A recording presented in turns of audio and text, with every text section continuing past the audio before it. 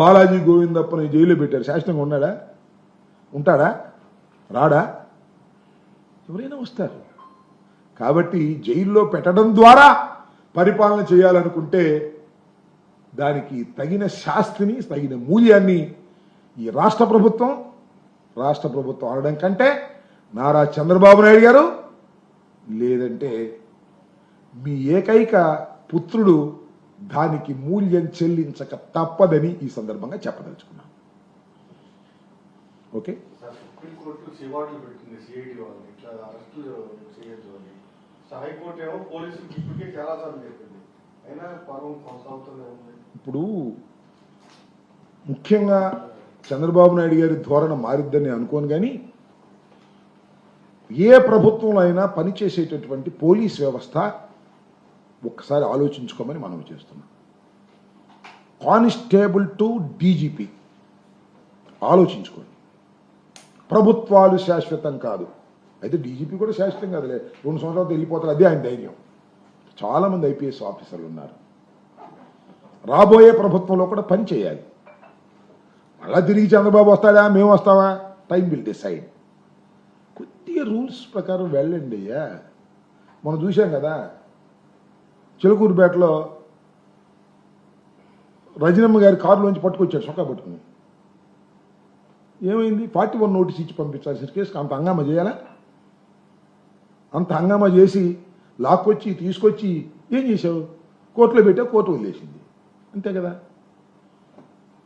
ఇవాళ supreme court, high court చాలా సందర్భాల్లో చాలా ఘాటుగా విమర్శ చేస్తున్నా మీకు తోలు మందం అయితే మీకు చేయగలిగింది లేదు. చంద్రబాబు మందం అంటే రాజకీయ ప్రయోజనం ఉంది, మీకెందుకండి? ఐపీఎస్ ఆఫీసర్లకి సరే డీజీపీ గారు వెళ్ళిపోతారు అనుకో, 2 సంవత్సరాల తర్వాత, సరే వెళ్ళిపోయినా చట్ట ప్రకారం ఆయన వ్యవహరించకపోతే పిలిపిస్తాం, అది వేరే విషయం. కానీ ఐపీఎస్ ఆఫీసర్స్, అన్ని ప్రభుత్వాల్లో పనిచేయవలసినటువంటి ఐపీఎస్ ఆఫీసర్స్ చట్ట ప్రకారం వ్యవహరించేటటువంటి పద్ధతుల్లో ఉండాలని నేను మనస్ఫూర్తిగా కోరుకుంటున్నాను. కొంతమంది ఐపీఎస్ ఆఫీసర్లు పాపం లూప్ లైన్లో ఉన్నారు, చాలామంది వెళ్ళిపోయారు సెంట్రల్ దానికి కూడా. మాకు పల్నాడులో ఎలక్షన్ టైంలో చేసిన ఆ మహిళ ఉంది, చాలా సిన్సియర్ ఆఫీసర్గా పనిచేశారు. ఆయన గవర్నమెంట్ రాగానే పంపించారు. ఆమె పేరేంటి? మల్లికా కార్గ్. ఆమెను ఎక్కడో లూప్ లైన్ పంపించేశారు. సో నేనేమంటానంటే, మీరు ఎక్కడ ముద్ర వేయమంటే అక్కడ ముద్ర వేయటం, ఎవరిని అరెస్ట్ చేయమంటే వాడిని అరెస్ట్ చేసేవాడిని తీసుకొచ్చి పెట్టుకున్నారు అనుకో, మీకు పంపే మునిగిద్ది. ఏం కంగారు లేదు, ప్రజలు అన్నీ గుర్తుపెట్టుకుంటారనేది కూడా ఈ సందర్భంగా మనవి చేస్తున్నాను. పోలీసు వ్యవస్థ ఫెయిల్ అయితే most dangerous to the society. ఇంకా నాకు తెలుసు పోలీస్ ఆఫీసర్స్లో ఇంకా ఐపీఎస్ వారు సిన్సియర్గా పనిచేసే వాళ్ళు ఉండబట్టే ఈ మేరకు ఉంది. కొంతమంది ఆ సిన్సియారిటీ లేదు, ఏమీ లేదు. లోయర్ లెవెల్లో మన చిలకూరుపేట సిఐ లాగా పట్టుకోవడం రావడం.